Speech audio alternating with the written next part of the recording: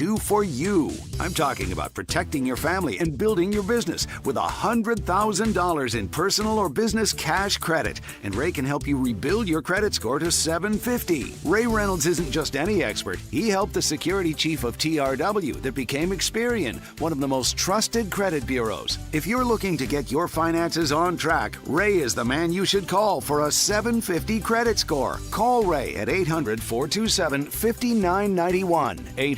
800-427-5991. Join his live webinars and attend his weekly workshops to learn the insider strategies for hitting your personal and business goals. Ready for a 750 credit score and your first $100,000 in credit? Call Ray Reynolds now at 800-427-5991. That's 800-427-5991.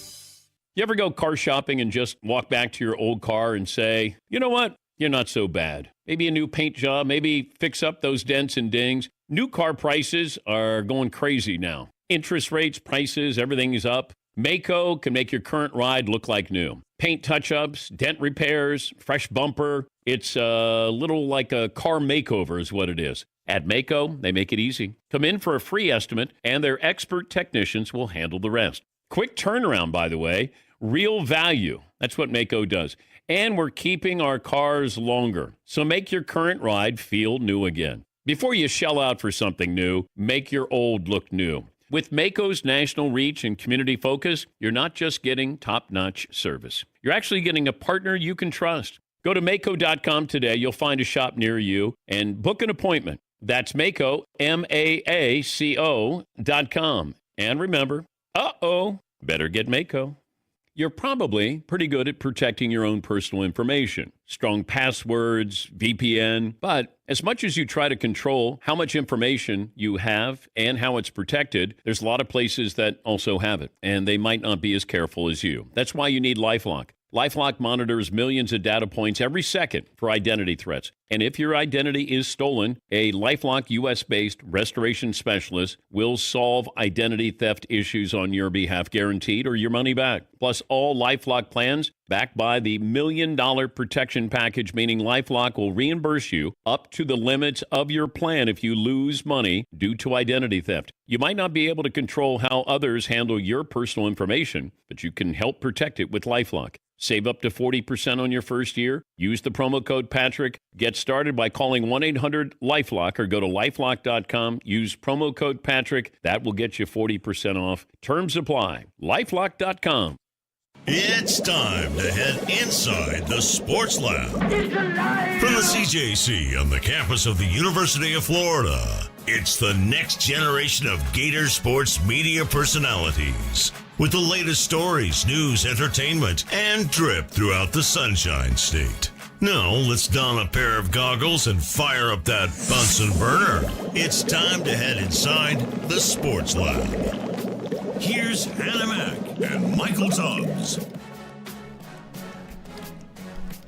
It's Monday. It's a Monday edition of the Sports Lab. And I couldn't be happier to be here, Michael. I mean, I hope you had a great weekend. It sounded like you watched some interesting movies. We were talking about it beforehand. But listen, college football has been the topic of pretty much every single conversation that we've had this summer, honestly. I mean, with the exception of a little baseball, a little softball, some national news. But college football is king, especially in the South, especially here in Gainesville. And we've got some rankings to look at, okay? We've got some SEC football rankings. After media days, everybody voted, and they were able to put all the teams in a ranking, and we're just going to go through the top 10. I mean, we could go through all of them, but really, everybody that's after 10 is not the most relevant, I would say. But some people may be shocked by some of these, and we're going to kind of say which ones we liked, what we didn't like, who's too high, who's too low. But the top 10 right now, it's Texas, Georgia, Alabama, LSU, South Carolina, Florida, Ole Miss, A&M, Tennessee, and then Oklahoma at 10. Michael, at first glance, I mean, I have to say, whenever I looked at this and I saw Florida at 6, pleasantly surprised. Yeah, but then you start to look at the teams behind Florida, and it kind of makes sense the more you kind of look at it. Ole Miss, A&M. I think Ole Miss is probably the biggest stickler out there, maybe drop Florida down to 7 and swap with them. But on the flip side of that, I think there's also an argument to be made that maybe Florida should be 5. There's an argument you could make for maybe a team like LSU, but I think 5 could be a good sweet spot for the ceiling as far as where people think that they will finish in the regular season. But then it kind of switches up a little bit when you look at who the media voted on to be the SEC champion, and that was they think it's going to be Texas, and then behind them they got Georgia, Alabama, LSU, South Carolina, which is the same top 5, but then it switches over to Oklahoma, and Florida had the same amount of points as Vanderbilt did to win the SEC. So they dropped a few spots behind. I don't know what's more disrespectful, dropping down a place or being tied with Vanderbilt how people think that DJ Lagway could lead this team to an SEC championship. Should we take that to think that they think DJ and David Pavia have the same chance of getting there? Apparently, but I'm just shocked that Oklahoma, Vanderbilt, and Florida have the 3 toughest schedules really in the conference. And I don't know. I don't see.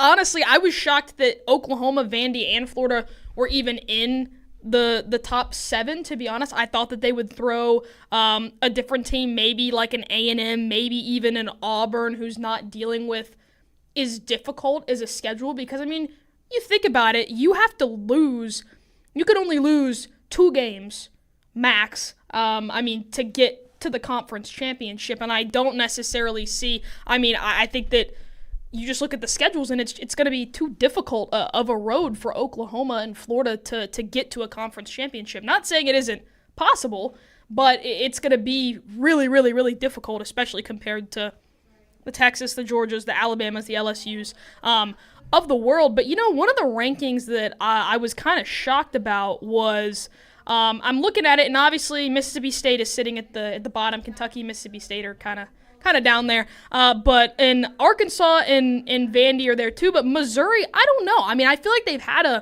a decent past couple of seasons, and they don't play one of the harder schedules. So I thought that they might jump in Auburn or in Oklahoma or even a Tennessee, because I think Tennessee is going to have a bit of a down year this year. They lose Nico. You're going into this season. Again, not the most difficult schedule in the conference, but certainly not easy by any means. And you have no idea. They picked up Joey Aguilar, but who is Joey Aguilar? He has the ability to play well at the quarterback position, but I don't know if he has. He's not a Nico. I think that, and now Nico, I didn't see anything that was overly impressive whenever he was at Tennessee, but I still think that he was a better quarterback than Joey, and Tennessee's going to have to battle some hurdles, because if your QB1 is different than your QB1 last year, that's just a change in and of itself that is going to slow your team down a little bit, at least through the first few weeks of the season. Yeah, Tennessee is interesting with Joey Aguilar. I don't think anybody really knows where he's going to be, but I know the guys on the SEC network brought up a pretty good point when it came to Tennessee, that if you look at a Josh Heupel offense and the quarterbacks that he's overseen, they've never been bad, right? You look at Nico, whether you thought he was special or not, he was good enough. Then even a few years ago, Hendon Hooker, Joe Milton, 2 years ago, they were all serviceable. They were good. Even when I think he was the offensive coordinator at Missouri, he had Drew Lock. So this is a guy who has always had, and he himself was a good quarterback when he played for Tennessee. So he's always had good quarterback play. So it is interesting to we'll see. That'll probably be one of the biggest stories of the year. And as far as is Tennessee able to compete at a high level, we'll have to see what comes out of them. Obviously they have a good roster. They're one of the top teams in the country.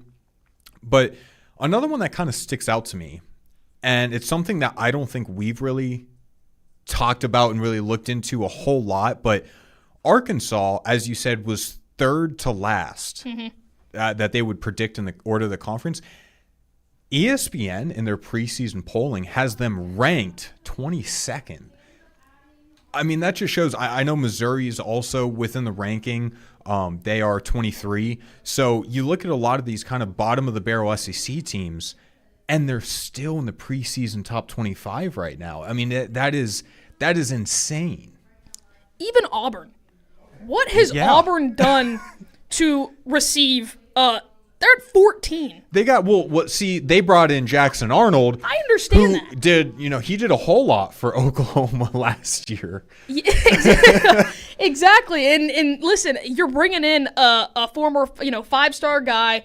He checks all of your boxes for quarterback, but at the same time, he was nothing more than mediocre last year for Oklahoma. They really, really struggled. And now you bring him into this Auburn offense, which has not found, this is definitely the best quarterback that they have seen in the past 3 years, especially under Hugh Freeze. However, Auburn's defense has got to be better for them to even be in the top 25. They're not going to be competitive with teams if their defense doesn't get better. And Michael, I'm going to pose you this question. South Carolina is so interesting to me. I mean, I still think that they're up in the air as a team. I don't know. Are they really a top 5 team in this conference this year? Are they a top 25? Are they a top 15 team in the national polls? I don't think South Carolina should be above Florida. And I think these are very similar programs, but I don't know if they should be above Ole Miss.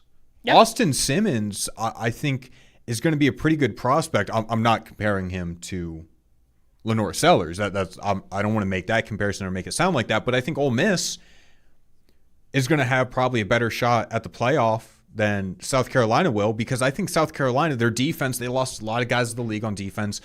And offensively, I think South Carolina's, for them to be a top 5 team, they are going to need a Cam Newton-ish season out of Sellers. And I'm not saying he can't do that, but I mean, I'm not comfortable in saying that there's more than one Cam Newton out there. Yeah, I agree with you that Florida should be above South Carolina just because of the surrounding team around your quarterback. Sure, I mean, is it possible for Sellers to have a bigger year than Lagway? Yes. Do I think he's going to? No. But all of the weapons surrounding him, is his wide receiver room better than Florida's wide receiver room? No. No. Is their defensive line and offensive line better than Florida's D-line and O-line? No. So how can you put South Carolina above of Florida? And Florida's schedule is the toughest in the country. I understand that. But these are all teams that the Gators played last year for the most part, with the exception of some teams at the beginning of the season that are a little bit different. And I don't know why some of these squads are above Florida in the rankings, and then you look at the national rankings and it's just like, wait a minute, the SEC predicted order of finish it doesn't match up with the top 25 rankings that we've been looking at. Specifically, you've got A&M and Tennessee in the top 10. Why? So you brought up an interesting point, and I think it comes down to, right, like people who cover the SEC, you think they would know more, and I think looking at their list, it probably does make more sense compared to the national ranking that ESPN's put out as far as the top 25 and how they rank within there. But I know you brought up an interesting stat earlier while we were preparing for today's show that 10 of the last 32, 33 media polls is they got the first place winner correct? No, they got it was the champion, the SEC champion. They got 10 out of 33. 10 of the since last 1992. Years. Which, by the way, if you just simply picked Alabama since then, you would probably have more than. Yeah, but so that's interesting, right? Do you trust the national ESPN outlook, or do you trust the people who are covering these teams? But also, listen, they're journalists; they're not supposed to have biases to them, but are probably biased because most of them are covering a specific team within there. Now. The top 4 is the top 4, Texas, Georgia, Alabama, LSU. That makes total sense. But I think the one that really sticks out as far as that goes is an A&M team who I believe are ranked 8th overall in the country. And this media poll has them 8th in the conference. I mean, that's a big difference. That doesn't make sense. I mean, unless there are 8 teams, the top 8 teams in the national poll are all SEC teams and A&M's at 8, then okay, maybe then that adds up on both sheets of paper. But Texas A&M especially, they are not a top 10 team by any means because they finished horribly last year. Lost 4 out of their last 5, blew a bowl game lead, a double-digit bowl game lead, and didn't show any. And Marcel Reed, he's not the best of the best. Is he a decent quarterback? Sure. I mean, he led that team to a 7-1 start last year, 5-0 in conference play. I think that is where the Texas A&M hype is coming from, is because we've seen spurts of potential on that team. But moving forward, I mean, I don't know. I'm not completely bought in to the Aggies this upcoming season. I could see them finishing kind of in the middle of the pack of the conference yet again.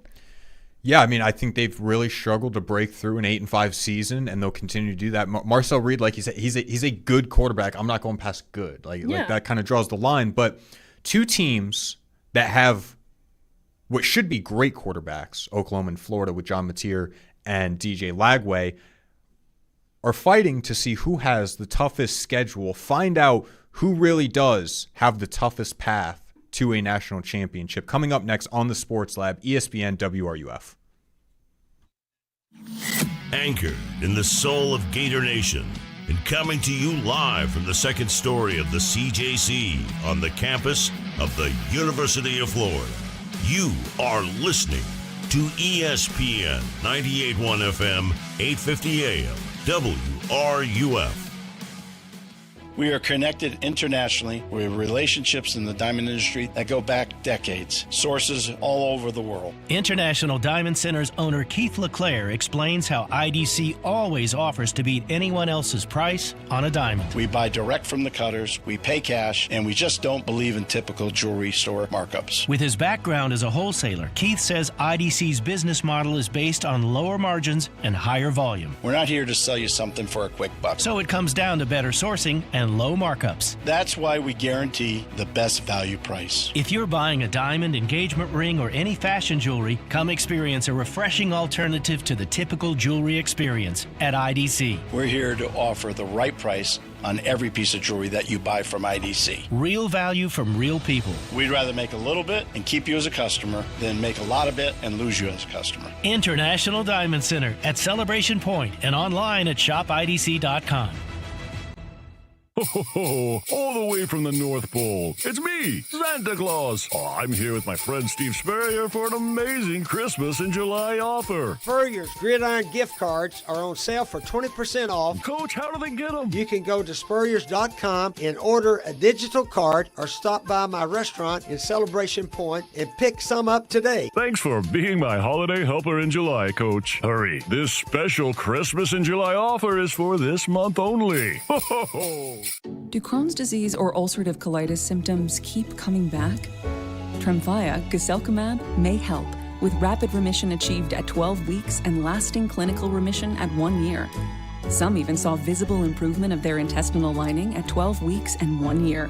Tremfya is a prescription medicine used to treat adults with moderately to severely active Crohn's disease and adults with moderately to severely active ulcerative colitis. Serious allergic reactions and increased risk of infections and liver problems may occur. Before treatment, your doctor should check you for infections and tuberculosis. Tell your doctor if you have an infection, flu-like symptoms, or if you need a vaccine. Healing is possible with Tremfya. Approximately 3 out of 10 patients were in endoscopic remission at 1 year, based on areas visualized on colonoscopy, which may not represent the deeper bowel layer or entire GI tract. Individual results may vary. Ask your doctor about Tremfya today. Call 1-800-526-7736 to learn more or visit tremfyaradio.com. Hey, it's Cavino and Rich, and whether you're heading to the office, kicking back to watch the game, or enjoying a night on the town, Travis Matthew has you covered. They create versatile apparel designed to make you look and feel your best, wherever the day takes you. From performance-driven styles to everyday essentials for both men and women, Travis Matthew bridges the gap between style and comfort. Ready to elevate your everyday? Visit TravisMatthew.com and get 20% off your first order when you sign up for email. That's TravisMatthew.com. We are your home for Tampa Bay Buccaneers football. Touchdown! You are listening to ESPN 98.1 FM, 850 AM, WRUF. And anywhere in the world with the WRUF radio app. More of the Sports Lab right here on ESPN 98.1 FM, 850 AM, WRUF, and anywhere in the world on the WRUF radio app. Here's Hannah Mack and Michael Tubbs.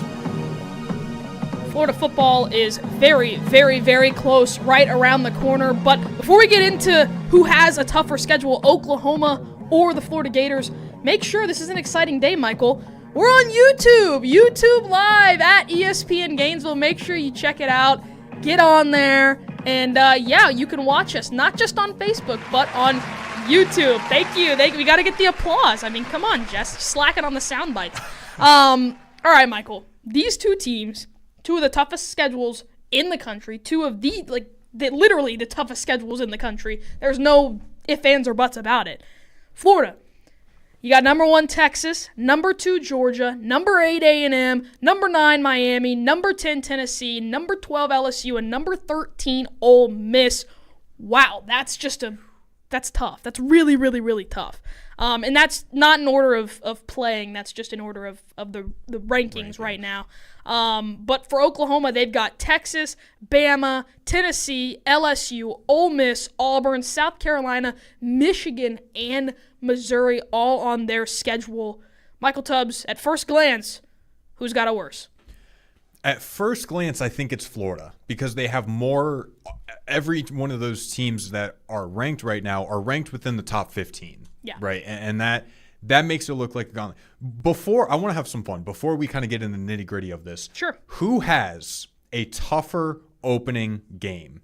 Florida hosts Long Island University and Oklahoma hosts Illinois State. Oh, gosh. By the way, both of these teams have earned those opening games because of these gauntlets of a schedule. Yeah, they have. I actually, there was a quarterback who played at Buchholz that went to Long Island University. He doesn't play there anymore, but he did commit to Long Island out of high school. So you know what? I'm gonna rep the Sharks. I mean, go Long Island. I'll take Long Island. You wanna take Illinois State? Okay. Sure, I'll take Illinois State as a harder matchup at home than Long Island is. But but back to the real talk here, right? The schedules and how tough they are. Florida has 5 top 10 half of the top 10 ESPN preseason top 10. But Oklahoma has a stretch that I think makes it the tougher schedule because they end their season at Texas, at South Carolina, Ole Miss at home, at Tennessee, at Alabama, Missouri, LSU at home. Boy. I mean, Florida has that rough stretch that we've talked about for weeks now of LSU, Miami, Texas, and then Texas A&M. And then you got that break of a Mississippi State. Then they play Georgia. Then you kind of a little bit of another break against Kentucky, and then you got Ole Miss, Tennessee back-to-back, and then closing out, of course, with Florida State. But they don't – I mean, Oklahoma doesn't have a break at the end of the year, and that doesn't include at the beginning of the year when they play Michigan week 2 and then Auburn a little later on. I mean, I want to have bragging rights and have that excuse, and Florida is rated the number 1 toughest schedule. But I think I'd keep ours over what Oklahoma's getting. Yeah, I mean, the timing for Oklahoma is just brutal. I mean, you look at like actual head-to-head matchups, and I think I agree with you that Florida faces tougher opponents because, I mean, Oklahoma, they could pull off a win against a Tennessee. They could pull off a win against Missouri, against Auburn, against Michigan. But like you said, I mean, that stretch at the end of it is really, really tough. But I'm gonna flip it on you, Michael, and say, well, Florida's got to start off tough. They've got those 4-game stretch earlier on in the season, which could push them back. You lose 2 out of those 4 games, even 3 out of those 4 games. You drop at LSU, you drop Texas and A&M, and then what? Then it doesn't even matter what happens the rest of the season because you're already at 3 losses unless you win out again, which it's possible, but the whole point of this season for Florida football is to not do what they did last year, is to do something better and to win more games than they did last year. So I think it's really just a toss-up. I think they're almost equivalent in difficulty just because of Oklahoma has time to kind of get into a groove of things, even though they're not playing the best of best competition. I mean, Michigan will be a tough game, I guess, but Auburn will be a little bit more competitive. But Temple, Illinois State, and Kent State, that's not going to prepare you to go on the road and face a Texas team. And even though that game, that's like our Florida State game, right? And so that's going to be a really fun matchup for them. But I don't know. I mean, they're both just grueling. And if one of these teams can make it out with 3 losses, I will be very, very surprised, just because the opponents, nobody else is facing something this difficult across college football. Yeah, I definitely see what you're saying, but I will turn it back on you in that it is easier to recover from an early loss. Yeah, right. You're right. If they hit a 2-game, if they lose 2 of those closing ones and even finish 10-2, or you finish 10-2 on that schedule you're in, but let's say, I don't know. I mean, that Michigan's a tough game, right? Bryce Underwood coming in as the number 1 quarterback recruit. By the way, have you seen this? I know this is like a fully SEC. Have you seen the pictures of Michigan's quarterback? No. He is massive for 18. Yeah. I mean, he is huge. That's a guy, which thank you, Michigan and Dave Portnoy, from taking him from LSU, because I'd much rather him be up there, stay in the Big Ten, don't come down to LSU. But that'll be an interesting matchup there. But yeah, that's the idea of playing the 2 kind of chunks that Florida has versus the just stretch at the end of the season that Oklahoma has. I mean, both are absolutely tough. But I want to flip it back to A&M for a second. Okay, here we go. Back to Texas A&M. Because I don't understand, and we broke down the Florida A&M game a few shows ago, why A&M is a top 10 preseason team and ranked number 8. I mean, even Miami at 9 on Florida's schedule, I would argue neither of those teams should be in the top 10. And Tennessee's at 10. We just talked about their quarterback play. I understand, out of those 3 teams, I understand Tennessee the most, just because of their finish. They did make it to the playoff, and they finished the season with, if you count they had 2 losses heading into the playoff, and then they got destroyed by Ohio State, the eventual national champion. But I agree with you. I mean, Texas A&M and Miami, they ended their seasons pretty much in the worst possible way that you could. Definitely Texas A&M. Miami, you go and lose to Syracuse, lose your chance at making a college football playoff. No, they're not top 10 teams. In this season, I don't think they're going to be top 10 teams either. Maybe top 25 teams. Maybe Miami, just because of a lack of competitiveness in their schedule, can sneak into the top 15 towards the end of the season. I mean, if they go out and win, or at least make the ACC championship, I don't think that they're going to beat Clemson this year by any means. So it's really, really tough. But I'm going to ask you this. We're having this whole Florida-Oklahoma, what schedule is tougher debate. Who has more to prove? Who has to have a better year? Because both of these schools need to have a good year. I mean, Florida, both head coaches, you got Billy and Brent, and they need to have a really good year. And then both quarterbacks, they're in a predicament too. You've got John Mateer, who's transferring in. There's a lot of hype around him. You've got Lagway, who's coming off a great freshman campaign. He is looking to take that next step as a leader and as a established Florida quarterback. Who has to have a better year? I think it's got to be Florida. I think, yes, like both teams have the tough schedule, but Florida has a better overall roster. I think DJ Lagway is coming in with what should be more hype than John Mateer is. And so it's got to go that way. Billy's got to prove himself more. I mean, Brent is coming from a coordinator position with Clemson. Incredible defensive coordinator at his time there, but Billy was a proven Sun Belt Louisiana Conference winner, right? And so there's probably, like Brent, you look at and go, okay, the hiring doesn't work. He's just not really a head coach. Billy's had success as a head coach, so I got to lean Florida. Yeah, my only argument against that is the fact that Florida is coming off the past few seasons that have been mediocre, And Oklahoma has a very long history of winning 10-plus games a year.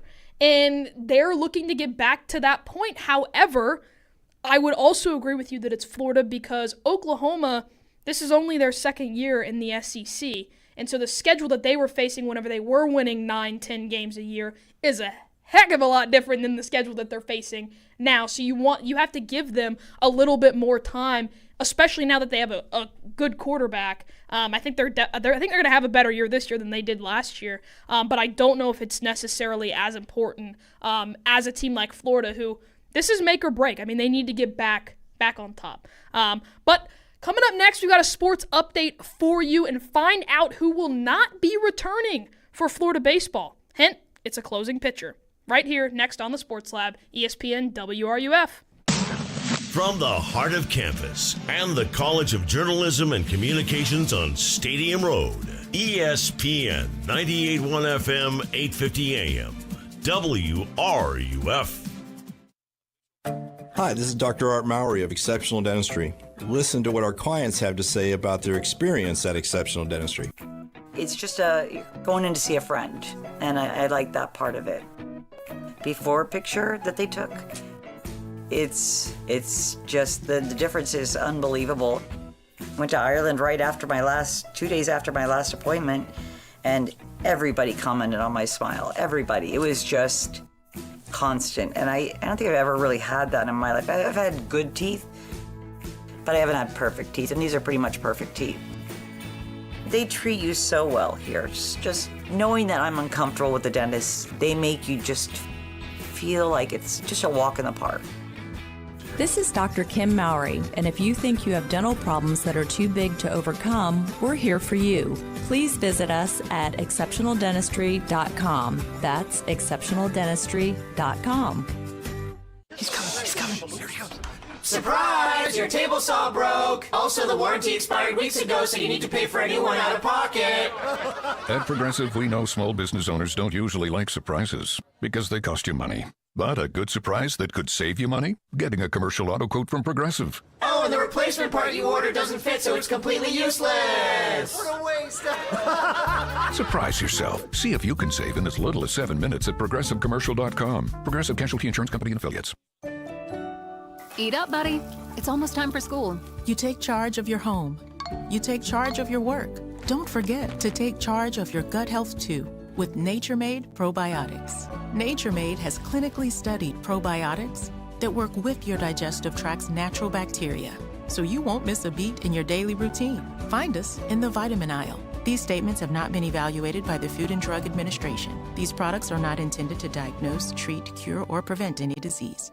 I like to travel, but then I do miss certain things when I leave home, like my bed, my Sleep Number bed. Why is Sleep Number Smart Bed so important to you? You can sleep the way you like. It's the only bed that lets you make each side of the bed firmer or softer, whichever you like. That's your Sleep Number setting, which mine is 75. So you can choose what's right for you and your partner whenever you want. 2 beds in one. And when you think about how much you sleep and how important it is, you're able to respond, you're able to react, you're well rested, you're ready to go to attack the day. Sleep right with the True Temperature bedding, designed to move heat and humidity away, cool at the touch of a button with the dual temp layer. It helps you sleep at a comfortable temperature as well that can be added to any bed, any side. So you stay sleeping comfortably all night long. Right now, save up to $800 on the select Sleep Number smart beds. Limited time, though, exclusively at a Sleep Number store near you or sleepnumber.com/Patrick for details.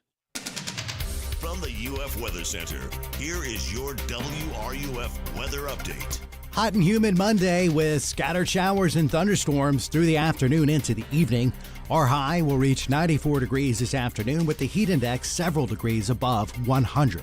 This evening, we're mainly cloudy with scattered showers and storms, lows near 76. Tuesday, more showers and storms likely, highs near 92 degrees. From the WFT Weather Center, I'm meteorologist William Maxim. We are your home for Tampa Bay Rays baseball. You're listening to ESPN 98.1 FM, 850 AM, WRUF, and anywhere in the world with the WRUF radio app. The Sports Lab continues right here on ESPN 98.1 FM, 850 AM, WRUF, and anywhere in the world on the WRUF radio app. Here's Hannah Mack and Michael Tubbs. If you are listening to our show, I want to thank you for listening. But if you would like to watch us, you can go check us out on our new YouTube. It's our first time live streaming there at ESPN Gainesville. Go check us out, and you can see our beautiful faces. Tell him, Michael. But Jess, it was not that funny. it's not all fun and games, unfortunately, because we do have news that we will be losing out on some Gator baseball players. Incoming Gator recruit Jordan Yost, Hayden Yost's brother, was drafted 24th overall by the Detroit Tigers, and he did sign his $3.25 million contract to play in the pros there. Luke Heyman signed his deals with the Mariners for $230,000, which we're going to dig into that a little bit and talk about how NIL could possibly play a factor in the future of retaining someone like that. But also, Jay Clemente signed his deal with the Marlins worth $500,000. So there you go. We're losing Luke Heyman, Jay Clemente, and a future Gator recruit. Before I get to anything else, $230,000. We were talking about this before the show, how NIL and this $20.5 million cap would affect things. Hannah, could the Gators and Sully have found a way to pay a guy like Luke Heyman maybe around $250 million over $230, or possibly look at him and call him and say, hey, we can match that number? We don't know for sure yet. However, I think that it's possible that baseball could get enough money with the revenue that they bring in over at Condren Family Ballpark. I mean, that place is normally sold out whenever they're playing well. And I think that what shocked me the most was the way that Heyman ended his season with the injury that he had, and why not come back in 14th round? It's hard for me to wrap my head around the fact that he didn't want to come back to a program that he was clearly going to play in for, a program with coaches and athletic training staff and money now that he could be paid, he could make money, and then he could improve his draft stock before next year. And I understand some of these guys, they get into a situation where they need the money, they want to provide for their families or whatever it is, and I understand that. But at the same time, with NIL moving forward, obviously football's going to get a majority of it. Basketball has to have at least a few million of it, just because, they just won a national title. You have to compensate them for that. But then you have a baseball program that continues to make the postseason. No, this last year was not what Gator fans wanted to see and was not very impressive, but still a program that has a national title and I think can and should have some of that settlement money. But I don't know, Michael. I get it. They move on, but 14th round is, I think, what really got me was Luke. He could. I think he would go higher if he came back to Florida for another year. If he came back and had the same exact season, I think he goes higher simply off of being drafted healthy. If he was healthy heading into the draft. He's going to now miss time there. I think there were questions, of whether he would even play by the time Florida got back going, let alone now going into the pros. But this is interesting, right? Because it's the conversation on idea that when you go to college, obviously your goal is to get drafted by the pros, but now there's the conversation of, well, can there be retention by bringing these guys back another year and fighting for those financial needs? We'll have to see how Florida decides to divvy up that pie, but this could affect a guy like Liam Peterson, who was named a top 5 MLB draft prospect by Baseball America as the number 1 pitcher and number 2 college player in the class. There was an MLB mock draft that had him at number 8, so top 10, potentially top 5. If he has the number 1 pitcher, how much does that open up Florida's season now, considering the loss of Jay Clemente? Liam Peterson is going to do what Liam Peterson does. I think that everybody knew he was going to come back and have, I mean, this is his offseason. You can't ask really for a better offseason. I mean, he's been out in Japan. He's been working with the USA collegiate team. I was shocked, to be honest with you, that he was this high in a mock draft for next year. I know that he's an established pitcher at this point, but I didn't know if he was a top 10 draft pick potential. But he could be. It's just what concerned me and what kind of shocked me was how he ended last year. I mean, he ended last year on one of the worst performances of his entire career at Florida. I mean, at Ole Miss, against Ole Miss in the SEC tournament, he had 4 innings pitched, 5 hits, 3 runs given up. He had an error, a walk, 6 strikeouts, though. So it was like, okay, it could have just been an off day. Well, then you turn around and he starts against East Carolina. He doesn't even get through 2 innings, barely gets through 1.5, and 5 hits, 4 runs, 2 errors, only 1 strikeout. He hits a batter, and he faced 11 of them in 1 inning. So I was a little shocked, not to completely hate. We're not saying all this to be like, he doesn't deserve it. We don't like Liam Peterson. That's not the point of this at all. It's just, I was a little bit shocked at how high he was in that mock draft.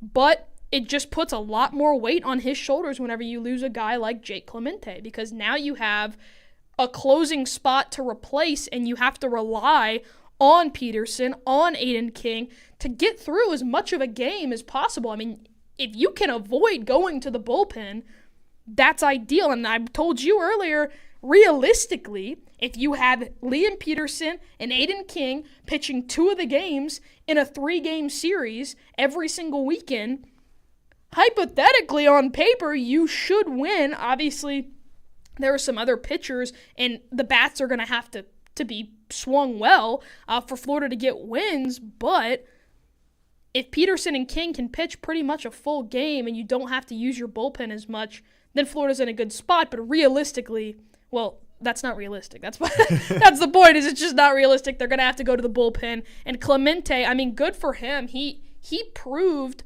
and I don't really blame him for leaving. I mean, he had one of the best seasons in that closing role that we've seen from a lot of pitchers in a really long time here for Gator baseball. And he saved a lot of games. He really did, especially whenever they were in that slump. He kind of brought them back out of that and was a saving grace in that sense. So good for him, but that's a really, really big hole for Sully to fill. Yeah, I'm curious if he does come out and lives up to that number 1 pitcher idea. Can he fight for a number 1 overall position? That'll be a fun conversation as the baseball season kind of fades out, looking at next year. But today marked the beginning of training camp for the Bucs as rookies started showing up today, and veterans will be there tomorrow. Taking a little bit of an outward view from a national standpoint, Shamar Stewart, the Texas A&M edge rusher and Bengals first-round pick, has still yet to sign with the team, along with Trey Hendrickson, who has had back-to-back 17.5 sack seasons, which led the league last year. The Bengals right now have no pass rush heading into training camp. Good news for the Bucs, they have Desmond Watson. Yeah. Yeah, but I mean, the Bengals, they're acting like the Browns right now, to be honest with you. I mean, they're in a situation, it doesn't matter how good their offense is, how healthy Joe Burrow is, how great Jamar Chase is. It doesn't matter if their defense, if they don't have anybody to play defense, if they can't hold teams to low amounts of scoring, it doesn't matter how many points they put up on the board. It's going to be a really long year for the Bengals, so they need to sign a couple guys. And I know the Shamar Stewart, that was kind of a whole situation there with that, which we'll talk about a little bit later on our other sports update. But yeah, the Bengals, they need to get on it and sign some guys on defense, because can't afford to not have a solid defensive line. Yeah, and to wrap up this Sports Lab Sports Update, the Big Ten and ACC do have their media days both starting tomorrow, and we should get a better picture of what a future playoff expansion will look like. The Big Ten is now the sole supporter of the 4-4-2-2 guaranteed bids playoff, and the ACC We think they have not come out and directly supported anything, but we would assume will be in support of the 5-11 model that we now know the Big 12 and SEC back. I mean, Hannah, if the Big 10 ends up being alone for the auto bids and therefore guaranteed for the Big 10 and SEC, I mean, is it more than likely at that point just looking to wait till they give in for the 5-11, and how does that help or hurt the SEC? Yeah, I mean, the SEC kind of shockingly was in support of the 5-11 playoff model, but if you have 3 of the Power 4 conferences that are all on the same page, I don't see the Big Ten's going to lose that battle every single time. So it looks like in the future we may see a 16-team playoff, but how that affects the SEC, we're just going to have to wait and see, Michael, because I was all for the 4 guaranteed spots. I know you were too. But if they compete this year and have 4 teams moving forward, or 4 to 6 teams in the top 15, then yeah, I guess the 5-11 model might actually benefit them. But that's a lot easier said than done. Anyway, coming up next, we are going to have a little bit of fun, okay? We're going to have a bit of a fantasy football draft, but just with NFL Florida teams. We're going to pick a quarterback, a running back, 2 receivers, and a defense. Coming up next, right here on the Sports Lab, 98.1 FM, 850 AM. This is Hub Brown, Dean of the College of Journalism and Communications here at the University of Florida, and you are listening to ESPN 98.1 FM, 850 AM, WRUF, the home of the Florida Gators. Hey, it's Steve Russell for Hurricane BTW, where every day feels like the weekend. Fresh, never frozen chicken wings, tossed in over 30 bold flavors, paired with ice-cold beer, all in a laid-back, beachy atmosphere. And with every game on the big screens, it's the ultimate escape in your home for sports, too. Great food, cold drinks, and all the games. That's Hurricane BTW. Escape the ordinary and find your spot at hurricanewings.com. Boating restricted zones are an important part of ensuring safety on Florida's waterways. In idle speed, no wake zones, vessels must operate at a minimum speed that will maintain headway and steerage with no visible wake. In slow speed minimum wake zones, vessels must operate fully off plane and a speed which is making little or no wake. In either zone, vessels should be completely settled in the water, regardless of speed. For more information on this and other safe boating topics, visit myfwc.com. If you played pickleball in regular sneakers, you know you can pay the price. They don't cut it. And Todd found this out the hard way. We have this great sponsor, Tyrell. They make the best pickleball shoes. So one day Todd is playing pickleball, and he forgot his Tyrell pickleball shoes. Well, you know what happened? He got hurt. He was playing in some fancy different shoes that aren't meant for pickleball, and he learned a lesson. Tyrell has everything you need to keep your feet cool. They're tough, they're lightweight, they're so solid on your feet, and you're going to wear and tear on the court, and they're ready to go. Every detail is built to help you play better. Tyrell pickleball shoes. If you want to play longer, feel better, and stop sliding around in those old sneakers, go to TyrellPickleball.com. You can look like a pro. You can play like a pro. It's Tyrell pickleball shoes. You spell it Tyrol. Tyrell pickleball shoes, the best pickleball shoes. Purpose-built for pickleball.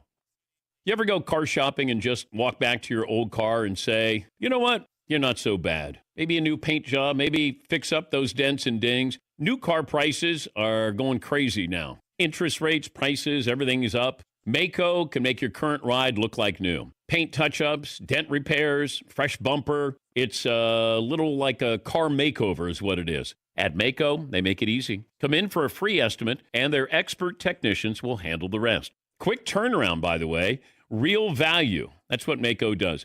And we're keeping our cars longer. So make your current ride feel new again. Before you shell out for something new, make your old look new. With Maaco's national reach and community focus, you're not just getting top-notch service. You're actually getting a partner you can trust. Go to Maaco.com today. You'll find a shop near you and book an appointment. That's Maaco, MAACO.com. And remember, better get Maaco.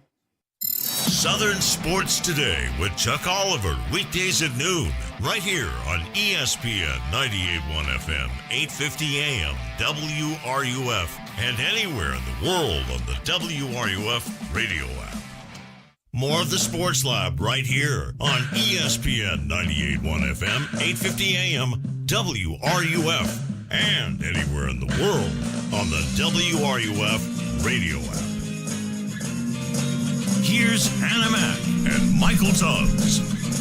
College football is only 40 days away, which means the NFL is right behind it, which also means fantasy football season will be here sooner than you think. And right now, we are going to do a fantasy football and Florida NFL draft. We will each pick one quarterback, two receivers, a running back, and a defense, only from the Bucs, Dolphins, and Jags. By the way, if you're listening but would like to watch, make sure to go check out our new YouTube live stream at ESPN Gainesville. This is our first day streaming from there, and you will be able to continue to watch us from that YouTube channel. But I'm going to send it over to our producer, Jess, to see which one of us is going to pick first.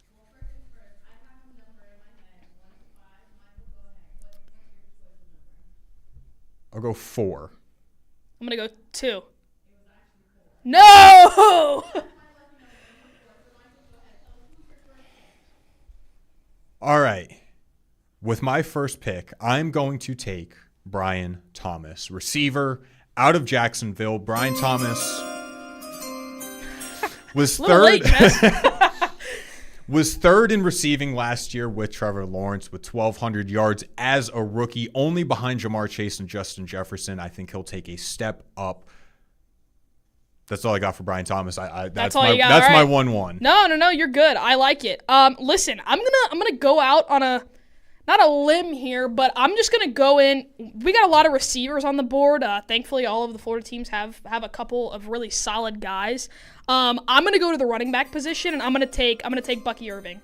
I think that he's a really, really good running back for Tampa. Tampa's got a lot of receivers that they can throw to. They've got Chris Godwin, they've got Mike Evans, but I think that Bucky still had a really solid role in their offense last season, and I think he's by far the best running back on this board. So I want him in my team. Yeah, that would have been my pick at running back. I think that would have been my first choice. I had to take him off the board, Michael. Yeah. Now we're only taking one running back, so now I don't have to worry about it. Yeah. You know what? I'm just going to go back to receiver. Okay. I'm going to take Mike Evans. Dang it. I think that's probably the best duo that I could have gotten out of that, so I'll take advantage of that. No, that's good. That's a good pick. I mean, the guy's guaranteed 1,000 yards. Yeah, he's a few touchdowns. He's a locked-in guy. The question is now, I'm going to go to receiver too. I have to. But do I go with Tyreek Hill or do I go with Jalen Waddle? That's the question here. Or do I even take a chance on a Travis Hunter? I'm not going to. But I'm gonna go to Tyreek. I think I'm gonna pick him up. He's just, they call him the cheetah for a reason, and I think he's gonna be, depending on my quarterback, we're gonna see. But him and Bucky on my offense right now, I'm pretty happy with it. I want to thank you for taking receiver because I can't take anymore. So now I'm just gonna go ahead to quarterback. Get my pick of the litter there between Baker Mayfield, Tua, and Trevor Lawrence. Yep. Now, I was very prepared for you to take Baker off the board for me. Yeah. And then I was probably going to lean. I'll see who you take after that, but I am going to take Baker. I didn't know if you were going to be honest with you, I didn't know if you were going to take Baker or not. You were talking a big game earlier about taking Tua over Trevor Lawrence, and I didn't know. I was like, maybe he's going to surprise me here. Definitely probably should have taken Baker in the last round, but you know what? This is gonna be a fun little team I've got. So go ahead, you can have Baker. I am pretty upset because Baker Mayfield is, like I said, I think he's a dark horse MVP candidate. I think he's gonna have top 5 in passing again, top 5 in touchdowns again. So it's a good pick, Michael Tubbs. Yeah, so I'm going to take him. I think he is kind of the guy to take off the board, an explosive offense. We'll have to see. New offensive coordinator, new system for, I think, the third straight year. But I also know that the Baker's a guy really since coming out of college has dealt with a ton of offensive new schemes. He's kind of worked with it, gotten through it.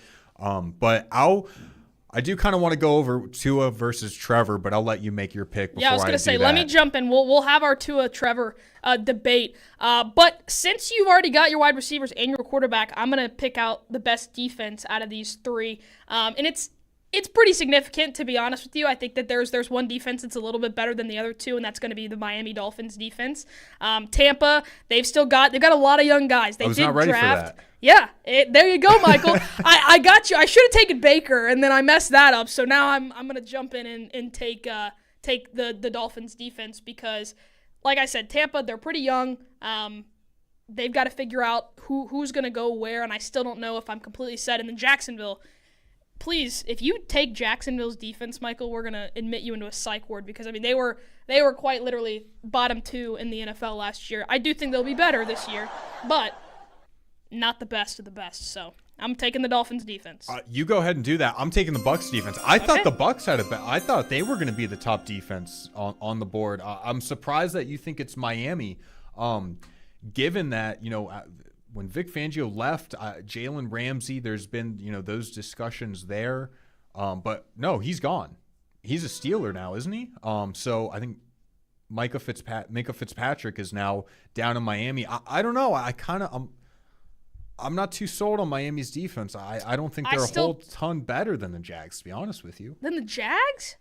I don't know. They're definitely better, but they were a top 10, top 15 defense in the league last year. Maybe I'm just missing something. Yeah, I don't know. I just think that Miami is the best defense out of the three of them. But I'm gonna move. I'm gonna go and I'm just gonna draw this out for my. We'll have the quarterback debate. Should we do it now or should we do it in a minute? Yeah, who's your quarterback? All right, I'll take my quarterback. Since you already took Baker, I'm going to take Trevor Lawrence because, listen, Tua, I don't trust Tua in his health. I mean, I have no idea throughout this entire season what is going to happen. And if you told me that I would be taking Trevor Lawrence in a fantasy football draft as my quarterback, I would be shocked just because it's Trevor Lawrence. He's not obviously the best of the best. But listen, this is a new offense in Jacksonville, okay? You've got Travis Hunter to throw to now. You've still got ETN in your backfield. I think he's going to have a better year. He's got him in a little bit of a slump, so hopefully he can get back on track with everything. But Trevor Lawrence, Liam Cohen is going to be, I think he's going to be really, really good for this offense. And the biggest issue for Jacksonville last year was the defense. So I think moving forward, this is a new chapter for the Jags. And I'm going to take Trevor Lawrence because, I think I trust him a little bit more than Tua just because I don't know. I don't know from a concussion standpoint. I mean, Tua, he might be done with football after this season depending on what happens. So I'm taking Trevor. No, I do agree. I was thinking before this segment in the break. I know before the show, I thought you sent some shade over to Tua's way. I think he's the safer pick, but no, I think Trevor. You add in Travis Hunter, we'll see what he does. By the way, we missed out on some good fantasy points with him on working both sides of the ball. Most likely, if you go score a touchdown, gets a pick six the next play, it's a lot of value right there. Yeah, it's true. I think Trevor with Brian Thomas and the guys that he's got, I think they're going to have a good run game, and the offense is going to be going. Under Liam Cohen, I think he'll be able to turn it around and probably be, I don't know, around a mid 12 to 12, 15 to 12 kind of overall offense there. But no, I agree. But Tua left on the board. Does it change if I offer you Zach Wilson with Tua combination? No. Right. Michael, that doesn't make me feel any better. All right. Well, we'll wrap this up with our last picks. I'm going to take a chance at running back with Devon Achane. I know he's a guy. There's safer options, but he's a speed guy. When he's healthy, which has been limited, but in those healthy games, he takes off. He is fast, and he scores touchdowns. Yeah, there you go. I mean, I'm so tempted because I have Trevor at my quarterback. I'm really tempted to take Travis Hunter at the receiver position. But I think I'm going to go with Mr. Waddle. I really am I'm a big fan of his game in Miami. And I think that him and Trevor, I could see them having some chemistry out there on the field. So I don't know. This is going to be my team, and it's fantasy, so they're not playing together. I don't know why I'm acting like all of my guys are going to be on one team competing in like the playground or something for football. That'd be fun. But no, I think that Jalen Waddle, he's a solid guy, and he could give me some points. So that's my final pick. So my team is Baker Mayfield, Devon Achane at running back, Brian Thomas, Mike Evans, and the Bucs defense. I went more Bucs in this way with Baker, Mike Evans, and the Bucs. Hannah's got Trevor Lawrence, Bucky Irving, Tyreek Hill, Jalen Waddle, and the Miami Dolphins defense. She went more Dolphins leaning with the 2 receivers and the Dolphins defense. We'll have to see how the team plays out. Maybe we'll do a 2-person fantasy draft, and we'll just draft those guys. Oh gosh, I don't know, Michael. I want to read it. For whoever's watching on YouTube, comment whose pick is better. There you go. Thanks, Jess. YouTube. If you didn't know, now you know. We're on YouTube, ESPN Gainesville. That's the account. And we're gonna be on there for pretty much every show now. This is the first time that we're doing it, and it should be a lot of fun. But coming up next, Florida football. Homecoming game against Mississippi State. We're going to preview that a little bit, but we're also going to talk about what we think the biggest liability is on Florida football's team for this upcoming season, right here on the Sports Lab, ESPN 98.1 FM, 850 AM, WRUF. From the Spurrier's Gridiron Grill Studio, WRUF Gainesville, W251CG Gainesville, WRUF FM, HD2, and on the WRUF radio app. Introducing the new Dell AI PC, powered by the Intel Core Ultra processor. It helps do your busy work for you, so you can fast forward through editing images, designing presentations, generating code, debugging code, summarizing meeting notes, finding files, managing your schedule, responding to Jim's long emails, leaving all the time in the world for the things you actually want to do. No offense, Jim. Get a new Dell AI PC starting at $699.99 at Dell.com/AI-PC. How those ahead stay ahead. It's time. Time for the pro to get everything for the entire job, all from one partner. To get access to over 3 million products, including many products you won't find in our stores. It's time to get delivery on your schedule or next day on over 50,000 products. And time to get dedicated support on the job site or in our stores. From ordering to planning, we've got you. One partner, any job, all in. Ask about all we can now do at the Pro Desk. The Home Depot Pro, it's about time. Recently, I discovered Meguiar's new paint, dash, and glass. It helps me keep my ride clean. And your life gets busy, so you want it to be quick and easy. One product, one solution, designed for those of us short on time. From light dust on paint vinyl, leather, even screens, to bugs and debris on the glass, this inside and out detailer removes the guesswork when you're on the go. Just grab Meguiar's new paint, dash, and glass and keep life simple and your ride looking fresh. Meguiar's, reflect your passion. Hi, this is CC Sabathia. Join me in upstate New York Hall of Fame weekend in Cooperstown and enjoy unforgettable experiences full of family-friendly activities and memorable moments. Make your plans today for July 25th through July 28th to welcome the entire Baseball Hall of Fame class of 2025. Visit baseballhall.org today for the full schedule. Look forward to seeing you in Cooperstown. There's nothing like King's Hawaiian sliders and summer grilling season. They go together. You got King's Hawaiian soft, fluffy, irresistible rolls, slider buns, so versatile, perfect for any slider. No matter if you're looking to grill chicken or beef or pork, seafood, anything you can think of, you're going to put it on the grill, you can put it on a King's Hawaiian slider bun. Kick off summer grilling season. Pick up a pack of those irresistible King's Hawaiian rolls in the bakery or deli section of your local grocery store. There's nothing like it. Tires matter. They're the only part of your vehicle that touches the road. Tread confidently with new tires from Tire Rack. Whether you're looking for expert recommendations or know exactly what you want, Tire Rack makes it really easy. Fast, free shipping, free road hazard protection, convenient installation options, and the best selection of Yokohama tires. Go to TireRack.com/Dan, see their Yokohama test results, tire ratings, and reviews, and be sure to check out all the special offers. TireRack.com, the way tire buying should be. It's time to head inside the Sports Lab. From the CJC on the campus of the University of Florida, It's the next generation of Gator sports media personalities with the latest stories, news, entertainment, and drip throughout the Sunshine State. Now, let's don a pair of goggles and fire up that Bunsen burner. It's time to head inside the Sports Lab. Here's Hannah Mack and Michael Tubbs.